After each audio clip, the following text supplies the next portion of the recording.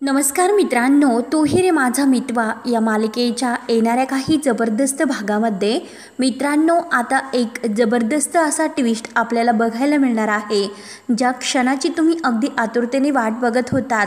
तर मित्रांनो, मालिकेमध्ये सुद्धा तुम्हाला तो क्षण अगदी बघायला मिळालेला आहे.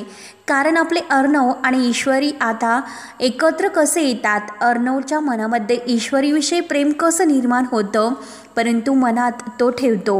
दाखवत मात्र तो ईश्वरीला नाहीत. ईश्वरीच्या तोंडावर तो अगदी रागराग करतो, परंतु त्यांचं आतील जी काही मन आहे तर ते दोघांनासुद्धा एकमेकांच्या प्रेमाची जाणीव कशी करून देतात. आणि आता पुढे काय होतं त्यासाठी आता व्हिडिओ शेवटपर्यंत नक्की बघत राहा. आणि जर तुम्ही चॅनलला सबस्क्राईब केलेलं नसेल तर लगेच सबस्क्राईब करा. आणि तूही रे माझा मितवा या मालिकेचे डेली अपडेट्स पाहण्यासाठी आता लगेच तयार राहा.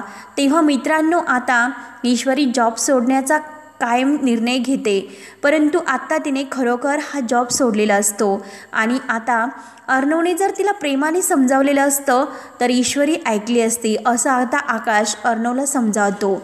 आणि एकतर आता वल्लभरीला इतका आनंद होतो, वल्लभरीला आता आनंद इतका झालेला असतो, कारण तिला असं वाटतं की एका दगडात दोन पक्षी मेले, म्हणजे लावण्याने आपली बरोबर मदत केली.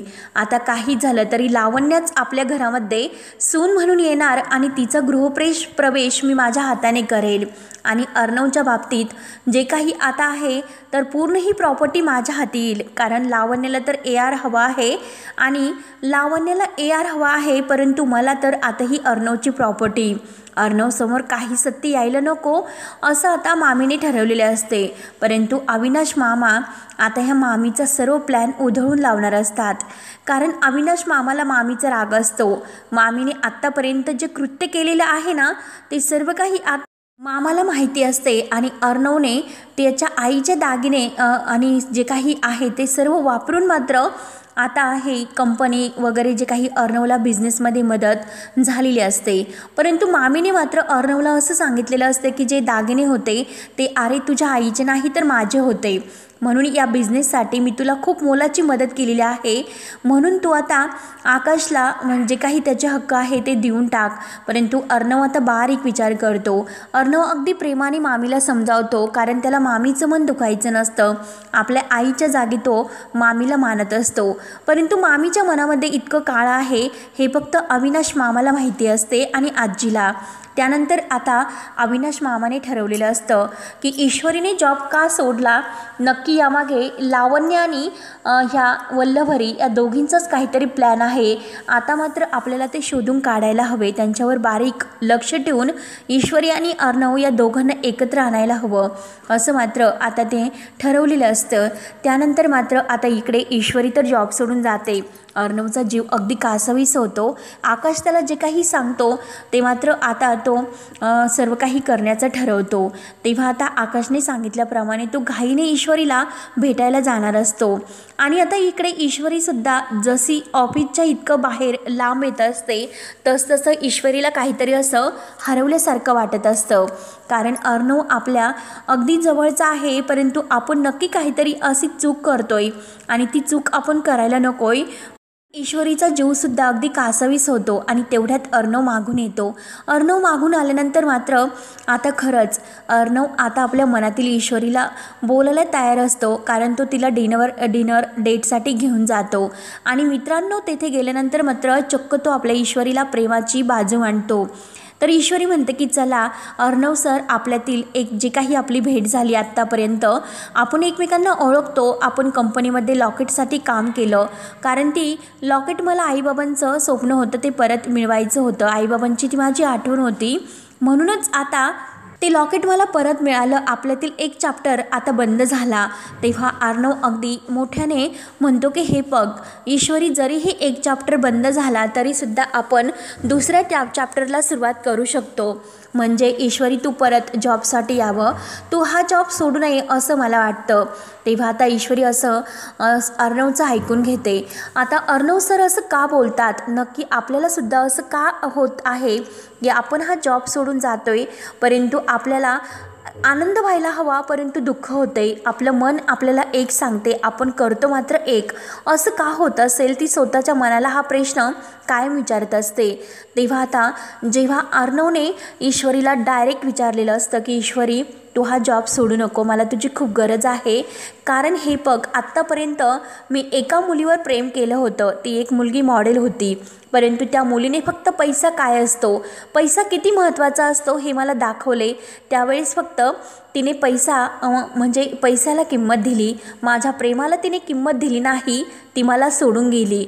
आणि तेव्हापासून मी प्रत्येक मुलींच्या बाबतीत असंच विचार करतोय की प्रत्येक मुलगी ही मात्र पैशाच्या मागे धावते. आणि तुझ्या बाबतीतसुद्धा मी तोच विचार केला होता. म्हणून मला तुझ्यात आणि माझ्यात जे काही गैरसमज आत्तापर्यंत झाले, ते गैरसमज मात्र सगळे काही पैशामुळे आणि त्या मुलीमुळे झाले. मी त्या मुलीवर अगदी मनापासून प्रेम करत होतो, परंतु तिने माझ्या प्रेमाचा विचार केला नाही आणि ती डायरेक्ट सोडून मला निघून गेली. कारण त्यावेळेस माझी परिस्थिती हलाखीची होती. माझ्याकडे बिझनेस वगैरे काही असं वैभव नव्हते आणि स्वतःला सिद्ध करून काय दाखवायचं हे सगळं काही नव्हतं. म्हणून ती मुलगी माझा अपमान करून मला डायरेक्ट निघून गेली. माझ्या प्रेमाचा तिने विचार केला नाही, माझी काय अवस्था होईल याचासुद्धा विचार तिने केला नाही. म्हणून आज मी जे काही मुलींबाबतीत विचार करतो ना, तर प्रत्येक मुली ह्या तशाच असतात, केवळ पैशाचा विचार करणाऱ्या. तेव्हा आता ईश्वरी म्हणते की सर, हे बघा, तुम्हाला असं वाटतं की प्रत्येक मुलगी तुमच्या त्या मैत्रिणीसारखी असेल, पण हे चुकीचं आहे. तुम्ही असं मुलींच्या बाबतीत विचार करायला नको आहे.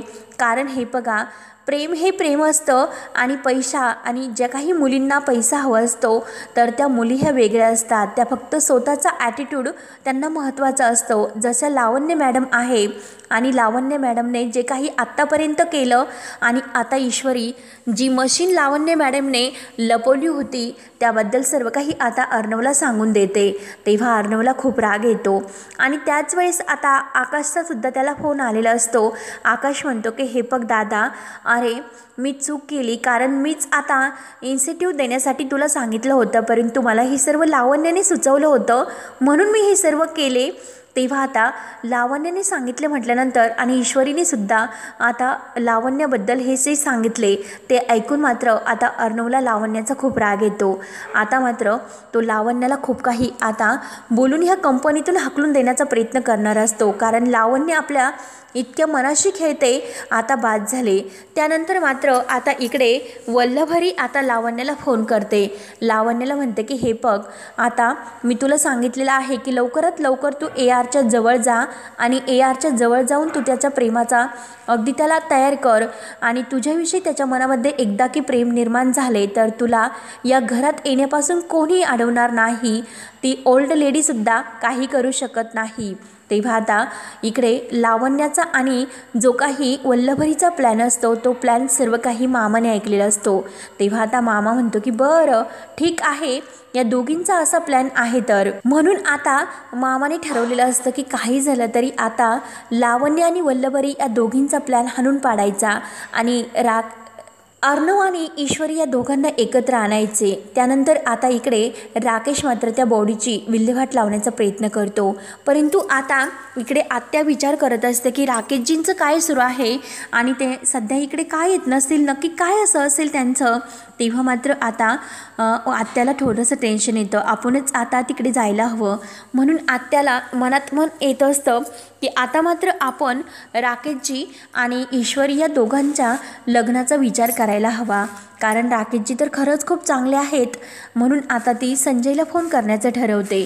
त्यानंतर आता इकडे ईश्वरी आणि अर्णव खूप गप्पा करत असतात.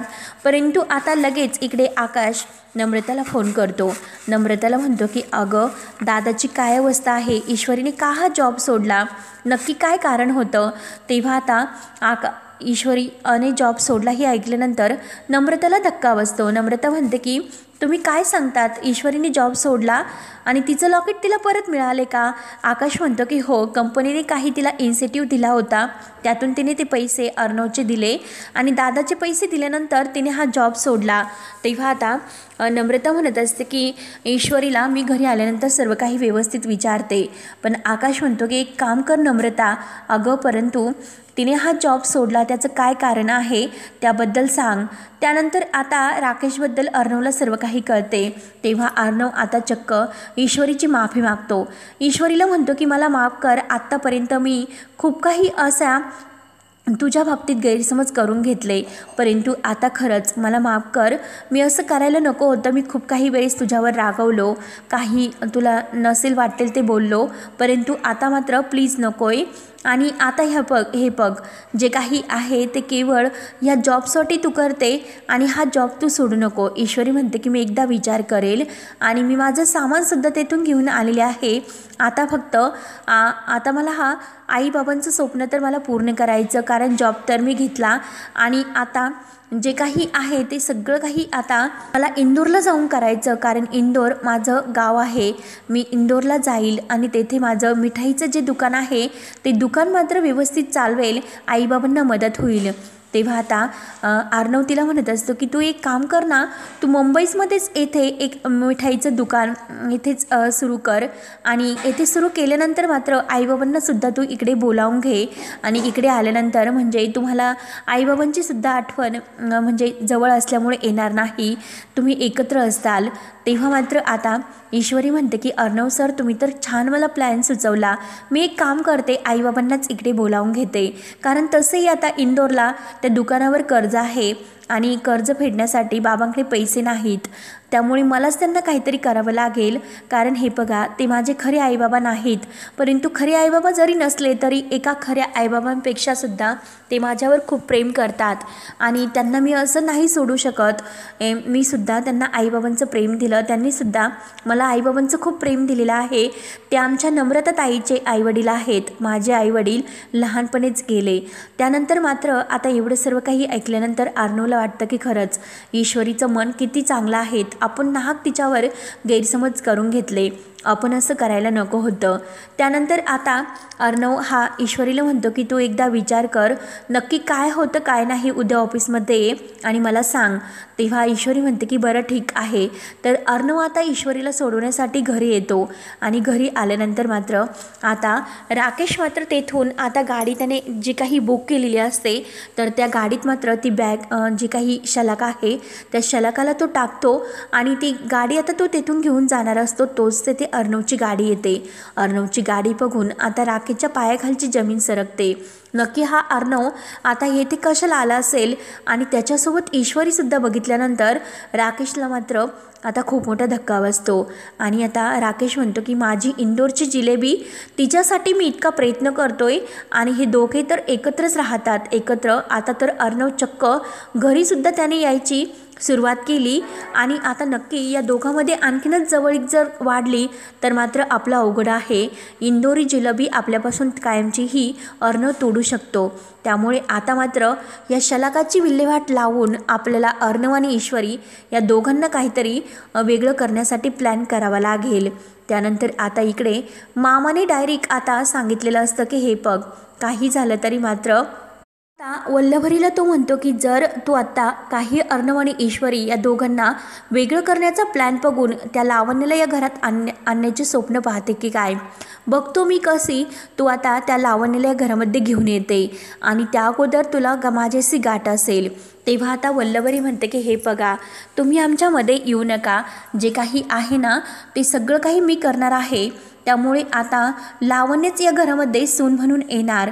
तर मामा म्हणतो की बघतो लावण्य कशी या घरामध्ये सून येते आणि तू जे काही वागते ना ते सुद्धा कारस्थान सर्वांसमोर कसं मी आणतो आणि तुला या घरातून कसं हाकलवतो, कारण तुला किती वेळेस सांगितलं तरीसुद्धा तू ऐकायला तयार नाही. आता बाद झाले. आता मात्र तुला या घरातून बाहेर जावंच लागेल, कारण तू जे काही करते ना ते सगळं काही अगदी चुकीचं करते. त्यामुळे आता बाद झालं. तर आता आजीसुद्धा पुढे येते. तेव्हा आता अविनाश मामा आजीलासुद्धा सर्व काही सांगतात की आई अगं हीच आहे की हिनेच मात्र ईश्वरीनी अर्णव या दोघांमध्ये भांडण लावण्याचा प्रयत्न तर केलाच, परंतु हिने लावण्याला हाताला धरून त्या दोघांना बाहेर काढण्याचा सुद्धा आणि ईश्वरीला कंपनीतून जॉबवरून काढण्याचा सुद्धा लावण्य आणि हिचाच प्लॅन आहे।